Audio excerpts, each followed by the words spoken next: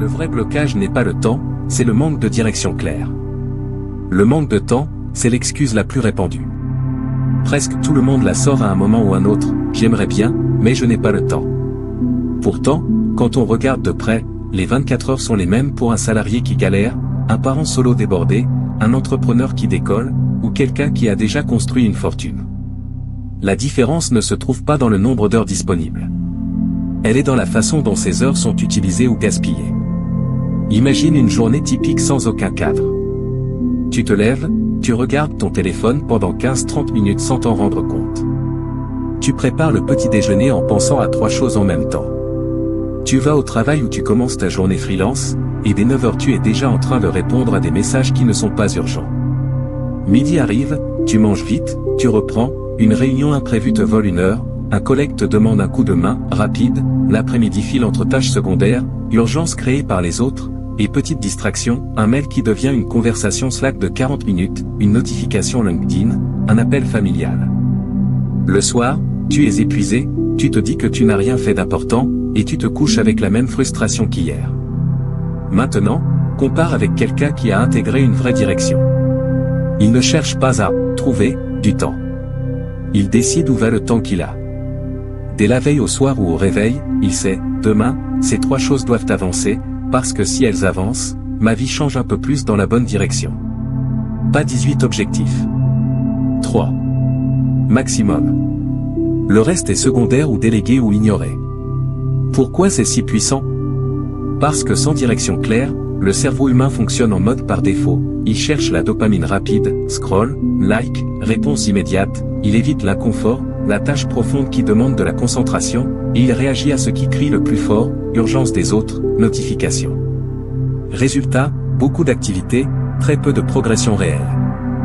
Les gens qui accumulent de la richesse, pas forcément des milliardaires, mais des personnes qui ont stabilisé leurs finances, qui ont du temps libre, qui vivent sans stress constant ont tous intégré ça, ils ne laissent pas la journée décider. Ils décident pour la journée. Avant que le soleil se lève, leur plan est déjà tracé, même s'il est simple. Leur attention est déjà orientée. Leur énergie n'est pas éparpillée dans tous les sens, elle est canalisée vers ce qui compte.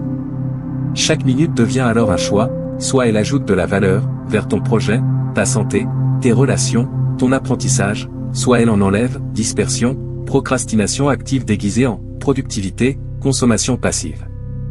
Il n'y a pas de neutre. Le neutre n'existe pas. Si tu n'es pas en train de construire, tu es en train de déconstruire, même lentement. Planifier sérieusement sa journée, ce n'est pas remplir un agenda de A à Z avec des couleurs et des emojis. C'est reprendre la main sur son parcours. Arrêter de flotter. Arrêter de réagir à chaque stimulus extérieur. Imposer sa propre trajectoire. Ton agenda devient un miroir brutalement honnête, il te montre ce que tu tolères vraiment, les interruptions que tu acceptes, ce que tu vises vraiment, les priorités que tu protèges, et ce que tu construis vraiment, les briques posées jour après jour. Quand tu laisses des cases vides ou floues, tu ouvres la porte au monde extérieur. Il va les remplir pour toi, avec des perturbations qui paraissent urgentes sur le moment, des interruptions futiles qui donnent l'illusion d'être occupé, de la fausse activité qui te fatigue sans te faire avancer. C'est exactement ce qui arrive à la majorité des gens qui se plaignent de manquer de temps, ils sont ultra occupés, mais leur vie n'évolue pas. Napoléon l'avait compris il y a plus de 200 ans, toute réussite qui dure commence par de l'action organisée. Pas de l'action frénétique, pas de l'action aléatoire, mais de l'action structurée. Et cette structure commence très tôt, dans les premières heures, les premières pensées conscientes, les premiers gestes du matin. C'est là que tu poses les fondations de la journée. Si tu les poses mal ou pas du tout, tout le reste penche. Les personnes qui restent coincées dans le même pattern année après année se réveillent souvent tard, physiquement ou mentalement, courent après le désordre, et finissent par se convaincre que c'est une question de temps. Si j'avais 2 heures de plus. Les vainqueurs, eux, traitent le temps comme un matériau précieux. Ils le sculptent avec précision, avec une intention derrière chaque coup, avec la conviction que chaque fraction compte. Chaque matin est une occasion de redessiner ton futur. La première heure fixe souvent la direction des 15-16 heures suivantes. La gaspiller, sur des écrans, des ruminations, des urgences inventées, c'est te placer automatiquement sous influence extérieure. Tu deviens une pièce sur l'échiquier des autres au lieu d'être le joueur. Une pièce subit les coups, répète les mêmes mouvements, finit par capituler. Toi, tu peux choisir d'être le concepteur. Si ces lignes te parlent, si tu ressens une petite secousse intérieure, c'est que tu es déjà prêt à passer à un autre niveau. De spectateur à concepteur. De quelqu'un qui subit la chance à quelqu'un qui investit délibérément chaque fraction de temps. Ce n'est pas une question de talent inné ou de conditions de départ. C'est une question de décision répétée. Structurer ces heures ne t'enferme pas. Au contraire, ça te libère. Ça supprime l'aléatoire qui te bouffe de l'intérieur. Ça te sort du mode survie instinctive où tu cours juste pour ne pas couler. Ça installe un état d'intention où chaque minute devient une brique solide vers plus d'abondance, financière, émotionnelle, mentale, plus de sérénité, plus d'élévation personnelle. Et le meilleur, ce changement ne demande pas un miracle. Pas besoin de tout révolutionner d'un coup. Pas besoin de devenir moine ou super productif. Juste décider, là, maintenant, de diriger la prochaine heure. Fixer une intention claire pour elle. Couper les interférences, téléphone en mode avion, porte fermée, notification off. Activer ta propre vision au lieu de subir celle des autres. Ce texte ne t'est pas tombé dessus par hasard. S'il te touche, c'est qu'il est pour toi. Ne le lis pas juste une fois. Transforme-le en pratique. Fais en ton ancrage quotidien. Si l'appel est vraiment intérieur, reviens demain, et après-demain, pour consolider. Le temps ne t'attendra pas mais toi, tu peux commencer à l'attendre de pied ferme. La vraie différence entre ceux qui bâtissent quelque chose de durable, une entreprise, une carrière solide, une santé qui tient, des finances qui respirent, une famille épanouie, et ceux qui tournent en rond année après année ne se trouvent pas où on croit souvent. Ce n'est pas une question de dons bruts, de QI, de réseau de naissance, de capital de départ ou même de chance pure. C'est une question de rapport au temps. L'individu qui stagne résonne en mode urgence. Il faut que je réponde à ça tout de suite, je dois éteindre ce feu avant qu'il grossisse, je verrai plus tard pour mon projet perso. Il vit en permanence en réaction. Il passe ses journées à colmater des brèches, à gérer des crises qu'il a souvent lui-même créées par manque de priorisation antérieure. À la fin du mois, il est épuisé, mais son compte en banque, ses compétences, sa santé, ses relations n'ont pas vraiment bougé. L'individu aisé ou en voie de l'être résonne en unité stratégique. Il se pose la question, qu'est-ce qui, si je le fais aujourd'hui, va me rapprocher le plus de là où je veux être dans 6 mois, 2 ans, 10 ans? Il anticipe. Il construit. Il accepte que certaines urgences passent au second plan parce qu'elles ne servent pas son cap principal. Il sait que dire non à 90% des sollicitations est le prix à payer pour dire oui à ce qui compte vraiment. Et ça n'a rien à voir avec le statut social ou les privilèges. Un ouvrier qui se lève à 5 heures pour bosser sur son side hustle avant son shift, une mère solo qui protège 45 minutes le matin pour apprendre une compétence monétisable, un salarié en burn-out qui décide de restructurer ses matinées, tous peuvent appliquer ça. Ça dépend du niveau de conscience. Du moment où tu arrêtes de te mentir en disant « je n'ai pas le temps » et où tu admets « je n'ai pas fait le choix clair de diriger mon temps ». Chaque matin, tu as ce choix brut, devenir l'architecte de ta journée ou en rester le captif. Les personnes qui ont déjà réussi à sortir du piège le savent, les premières heures sont sacrées. Elles les défendent comme on défend un actif stratégique.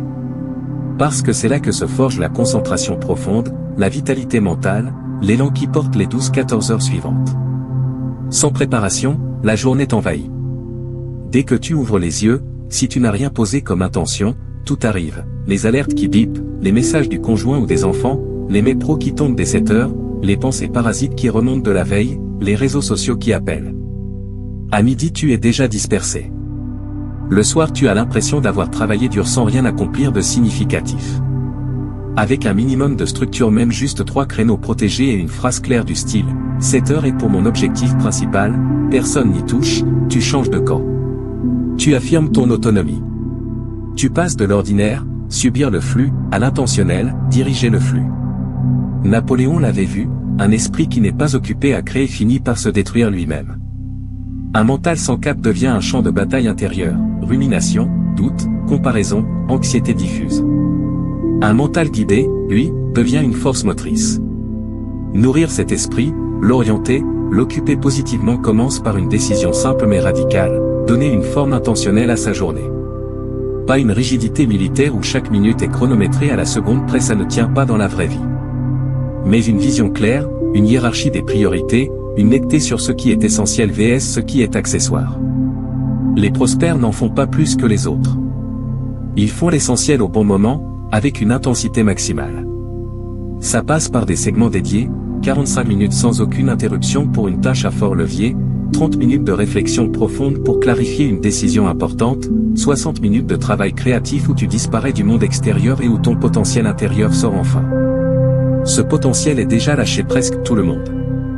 Il n'attend pas plus d'inspiration ou de motivation passagère. Il attend de la constance. De la discipline appliquée jour après jour. Réserver du temps pour toi envoie un signal très clair à ton inconscient, je suis sérieux. Je ne suis plus là pour jouer ou pour survivre. Je suis là pour construire. Répète ce signal tous les matins, et au bout de quelques semaines, ton fonctionnement change. Tu commences à te respecter toi-même avant de respecter les agendas des autres. Sécuriser sa matinée, c'est gagner une petite victoire avant même que le reste du monde ne se réveille. Et ces petites victoires s'accumulent. Edison ne laissait rien au hasard. Il structurait ses journées en blocs d'expérimentation délibérés. C'était une stratégie, pas de la chance. Ritualiser l'effort libère le génie, pas l'inspiration romantique, mais le génie de la persévérance appliquée. Toi aussi, commence petit. Protège l'aube. C'est là que tout bascule. Pas dans les réunions Zoom, pas dans les DM, pas dans les obligations secondaires, mais dans le silence où tu te retrouves seul face à ton projet, avec une attention comme un laser. Maîtriser son attention, c'est littéralement maîtriser sa réalité.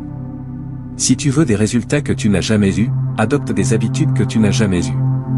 Fonctionne comme quelqu'un qui vit dans l'abondance même quand ton compte bancaire n'y est pas encore. Parce que la structure précède la récolte. Toujours. Le piège le plus courant, et le plus destructeur, attendre d'avoir plus pour commencer à vivre comme quelqu'un qui a plus. On se dit, quand j'aurai assez d'argent, je m'organiserai mieux. Quand j'aurai un meilleur job, je protégerai mes matinées.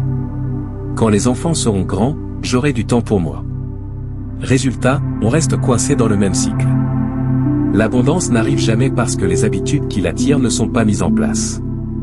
La vérité inverse est plus dure mais plus libératrice, il faut incarner le succès avant de le posséder. Ton rythme actuel, ta rigueur, ou son absence, ton emploi du temps constitue déjà ton identité en construction. Chaque heure anarchique est une brique qui fragilise l'édifice futur. Chaque heure alignée est une pierre posée solidement. Ce n'est pas glamour. Ce n'est pas rapide. Ce n'est pas sexy sur Instagram.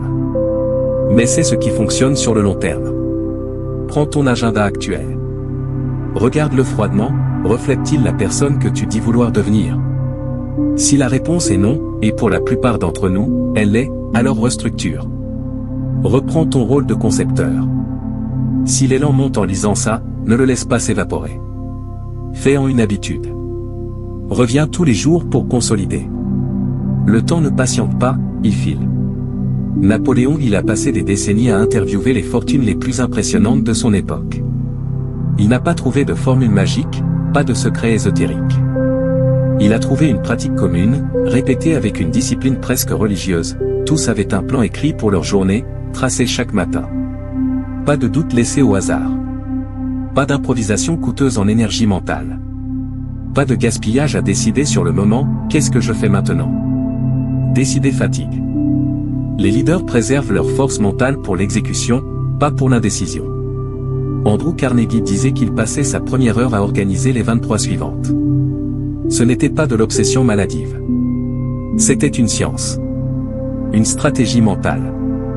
Une posture de commandement sur sa propre vie. Écrire le plan, c'est matérialiser la vision. C'est aligner le cerveau conscient et inconscient sur la mission du jour. Un objectif qui reste dans la tête reste un vague souhait. Un objectif écrit devient un contrat passé avec soi-même. Fais-le avant que le monde extérieur n'envahisse. Ouvre les yeux. Prends un stylo, pas ton téléphone, trop de tentations. Ignore les écrans pendant au moins 10-15 minutes. Note en 3 à 5 minutes non seulement ce que tu vas faire, mais surtout pourquoi. La mission derrière. L'intention profonde. Le sens. Un plan ancré dans un pourquoi fort résiste aux tempêtes de la journée. Un plan purement mécanique s'effondre dès la première perturbation. Écrire n'est pas une corvée administrative. C'est un acte de souveraineté. Un moment d'alignement. Un rituel de vérité avec soi-même. Plus tu l'honores, plus le chaos perd du terrain. Il l'a observé chez Edison, Ford, Rockefeller. Il ne comptait pas sur des pics de motivation. Il comptait sur une architecture mentale obsessionnelle. Comment démarres-tu aujourd'hui? Par inertie, téléphone, snooze, routine automatique, ou par dessin, intention posée, plan écrit. Pour transformer ton existence, saisis la première heure silencieuse. Note 3 actions clés. 3 engagements puissants et non négociables. Pas une liste de 22 tâches qui te paralysent. 3 piliers. Accomplis-les quoi qu'il arrive. Planifie le reste autour d'une vision claire, faire progresser mon projet principal, développer mes compétences, renforcer mon corps et mon esprit. Toute tâche qui ne sert pas ça dilue ton énergie, t'endort doucement, te vole ta vie sans que tu t'en rendes compte. Écrire oppose une résistance active à cette érosion lente. Tu passes de passif à actif. De distrait à conscient. De victime des circonstances à maître de ton attention. La clarté s'installe progressivement. La cohérence s'épaissit. L'avancée devient tangible même si elle reste invisible jour après jour. Au bout de 3 mois, 6 mois, 1 an, tu regardes en arrière et tu ne te reconnais plus. Tu as grandi. Tu as construit. Il existe une loi silencieuse, invisible mais implacable, la loi de l'organisation. Napoléon il l'a nommée ainsi après avoir observé des centaines de personnes au sommet. Ce n'est pas une technique de productivité parmi d'autres. C'est une force intérieure. Une structure mentale qui précède toute richesse durable. Sans elle, le chaos se répète indéfiniment. Avec elle, l'ordre s'élève progressivement. Ce n'est pas un agenda carcéral où chaque minute est cadenassée. C'est un rituel matinal de reprise de pouvoir. Un moment où tu te dis intérieurement, je suis là pour créer. Je suis là pour avancer. Je suis là pour devenir quelqu'un de plus grand. Modifier ton quotidien commence par modifier ton lever. Pas pour accumuler plus d'heures, mais pour opérer mieux. Pour commencer par une domination intérieure. Le rituel peut être très simple. Lève-toi, même 20-30 minutes plus tôt au début, point haut, respiration calme, silence, pas d'écran pendant au moins 10 minutes, point écriture rapide du plan, 3 priorités plus pourquoi, point lecture courte de quelque chose qui élève, livre, note personnelle, citation forte, point programmation mentale, répète quelques engagements clairs, pas magiques, mais ancrés. Exemple, mon temps est trop précieux pour être dilapidé. Je dirige ma journée avec clarté et puissance. Je suis discipliné, aligné, focalisé. Tu ne les dis pas parce qu'elles sont déjà vraies. Tu les répètes pour qu'elles le deviennent. C'est l'autosuggestion dont parlaient Carnegie, Edison, Ford. Ensuite, visualise brièvement, vois ta journée victorieuse. Ressens déjà la fierté d'avoir accompli tes 3 piliers. Entre mentalement dans ce futur pour l'anticiper et le dominer. Les perdants se lèvent et réagissent. Les bâtisseurs se lèvent et dirigent. L'action suit. Pas portée par la motivation, qui monte et descend comme la marée. Portée par la discipline. Tu n'attends pas d'avoir envie. Tu fais ce que tu as décidé. Point. Le vrai luxe aujourd'hui n'est pas de vivre sans contrainte. C'est de vivre selon tes propres principes. D'honorer tes engagements envers toi-même. De rester aligné. Crée ton rituel, même s'il dure 10 minutes au début. Mais fais-le tous les jours. Fixe-y 3 objectifs non négociables. Écris-les. Visualise-les. Protège des créneaux précis pour les réaliser, pas « quand j'aurai le temps », mais de 6h30 à 7h30, c'est bloqué. C'est un rendez-vous avec ton propre succès. Cette structure répétée devient un pilier intérieur. Un levier. Un ancrage quand tout le reste vacille. Dans un monde chaotique, la discipline est la seule vraie liberté. Ne cherche pas à tout changer d'un coup. Transforme ton matin. Ta première heure. Ton intention de départ. Le reste suit presque mécaniquement. Observe ce que tu fais entre 6H et 9H. C'est le creuset. Les fortunes, petites ou grandes, se bâtissent pendant que la majorité dort ou scrolle. Si tu te dis « je ne suis pas du matin », pose-toi la vraie question, est-ce que tu veux continuer à vivre exactement comme aujourd'hui, ou es-tu prêt à devenir quelqu'un d'autre? Ce que tu fais à l'aube forge ton identité. Et ton identité décide de presque tout. Choisis ton réveil. Choisis ton rituel. Choisis la constance. Recommence demain. Et le jour d'après. Jusqu'à ce que l'ancienne version de toi disparaisse. Le désordre que tu vis tous les jours n'est pas un ennemi extérieur. C'est le miroir de ton absence de plan préalable. Les interruptions, les imprévus, les urgences des autres ne viennent pas te saboter pour le plaisir. Elles viennent remplir le vide que tu as laissé. Tant que tu ne remplis pas ton temps avec ta propre vision, quelqu'un ou quelque chose d'autre le fera à ta place. L'organisation n'est pas une option sympa pour les perfectionnistes. C'est une condition vitale pour quiconque veut évoluer, prospérer, bâtir quelque chose qui dure. Sans cap clair, tu accumules de l'agitation sans fruit, du mouvement sans progression, de l'effort sans rendement réel. Tu n'es plus cette personne qui s'éveille sans but, qui court après les heures, qui termine ses journées vidées sans savoir où est passée son énergie. Désormais, tu traites chaque minute comme un millionnaire traite son argent, avec intention, avec stratégie, avec respect. Chaque fraction devient un capital investi dans ton futur empire, quel qu'il soit, financier, créatif, familial, spirituel. Tu ajustes. Tu perfectionnes. Tu refuses le laisser-aller. Tu imposes un cadre. Tu fixes des priorités. Tu purifies ton espace mental de tout ce qui t'éloigne de ta mission. Aucun chaos ne résiste longtemps à un esprit structuré. La richesse véritable commence dans la tête, dans la façon dont tu organises ton esprit, canalises ton énergie, construis tes journées avec maîtrise et clarté. Chaque acte de planification consciente bâtit une citadelle intérieure invisible. Au fil des mois, elle devient inébranlable. Chaque matin devient une rampe de lancement. Chaque créneau structuré multiplie ton efficacité, tu vas plus loin avec moins de dispersion, moins d'efforts gaspillés. L'organisation n'est pas seulement un gain de temps, c'est un multiplicateur de pouvoir. Pouvoir de dire non. Pouvoir de choisir. Pouvoir de créer au lieu de subir. Pouvoir de te recentrer dès que la tempête arrive, et elle arrive toujours. Commencez modestement 3 cibles, quelques blocs protégés, un rituel auroral simple répété sans faille, ça redessine complètement ta réalité. Ce n'est pas un miracle. Ce n'est pas de la chance. C'est de la maîtrise pure. Tu n'as besoin ni de plus de talent, ni de plus de ressources. Tu as besoin de constance dans ce que tu sais déjà être juste. Organise. Répète. Affine ta méthode. Renforce ta discipline. La motivation te lâchera dès que l'inconfort arrive. La discipline, elle, te porte, te sauve, te libère. Ceux qui stagnent voient la planification comme une contrainte. Ceux qui avancent la voient comme une libération. Rien n'est plus oppressant que d'être toujours occupé sans jamais avancer vraiment. Tu es passé à l'éveil. Tu construis des matins fertiles pour tes ambitions les plus hautes. Tu fais de ton agenda une œuvre. Ta focalisation devient un acte de résistance sacré contre le bruit du monde. Vivre riche commence par penser comme un stratège, un général, un créateur de réalité. Ce créateur ne délègue pas son temps au hasard. Il planifie. Il répète. Il élève ses standards jusqu'à ce que l'excellence devienne sa norme automatique. Si tout ça te parle vraiment, ne laisse pas cet élan s'éteindre. Ne le range pas dans un coin de ta tête comme une « bonne idée ». Fais en ton carburant. Ta norme quotidienne.